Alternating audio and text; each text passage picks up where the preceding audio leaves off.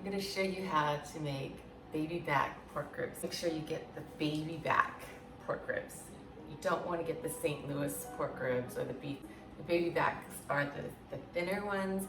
They're the most tender and they're so easy to make. You get these at Sprouts and they usually have them on sale. They're not expensive either. When they're not on sale, they're only $5.99 a pound. When they're on sale, they're usually like $3.99 or $2.99 a pound. Wasn't that fortunate today. They recommend a half rack per person, which is really generous.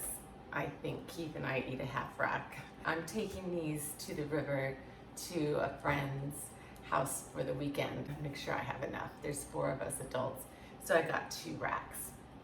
I love aluminum tins for this, for most things. I hate doing dishes. And so it'd be better if I had a big one that was like this big. But I have a small one, so I'm gonna cut my racks in half so that both pieces will go into one of these. And same. If I had the longer ones, I wouldn't have to cut them and they could just lay long, but I don't. I always put gloves on because I don't like that blood getting on me.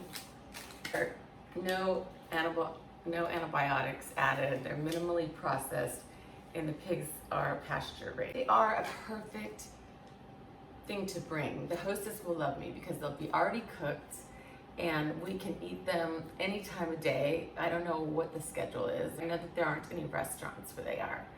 So all the food has to be eaten and prepared at her house. Everybody likes ribs and they're something we can take out on the boat or we can have them at dinner. I make these a lot when the kids come over. You never know what time they're gonna be here. I make them maybe even the day before. Grill on low and just set these right on the grill. So it's not something you have to make in front of your guests, or I won't have to take up any space in her kitchen. We can just set these right on the grill. They're all done and ready to go. Trust me, hostesses appreciate you bringing your food all done and ready to go.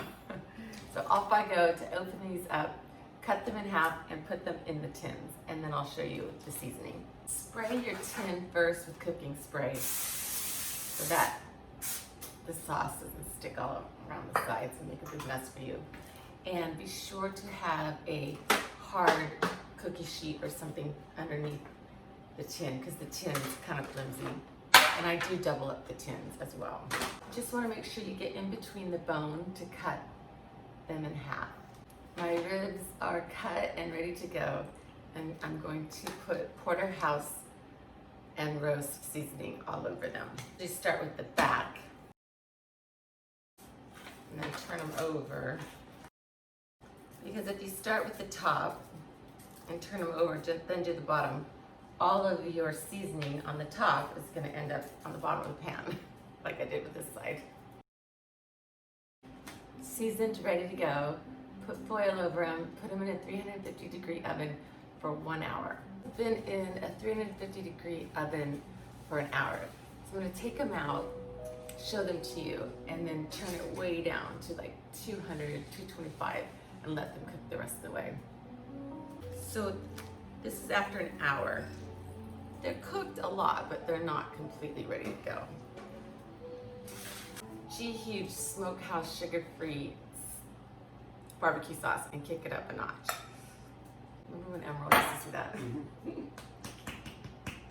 I want to get it into a bowl anyway to brush it on. Maybe some Worcestershire sauce and something sweet. Maybe some of this sugar-free caramel sauce. Just gonna brush it on. And just one thing to tell you about barbecue sauce or any sauce really that you're putting on top of something hot, you don't want to take it cold out of the refrigerator and do it. So you're going to want to leave it on the table for a while to come to room temperature. Because otherwise it'll make the ribs temperature change and it'll just kind of screw you up. So I'm liberally putting this on.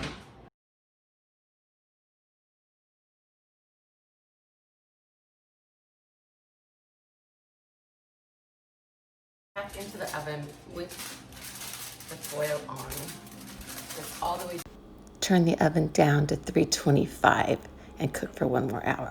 In about an hour, we'll have a pulled apart, tender, gorgeous baby back ribs. They look amazing. I put a little more sauce on top of them, and I'm excited to bring them with me to the river, and they will last for 3 days in the fridge. Thank you so much for watching.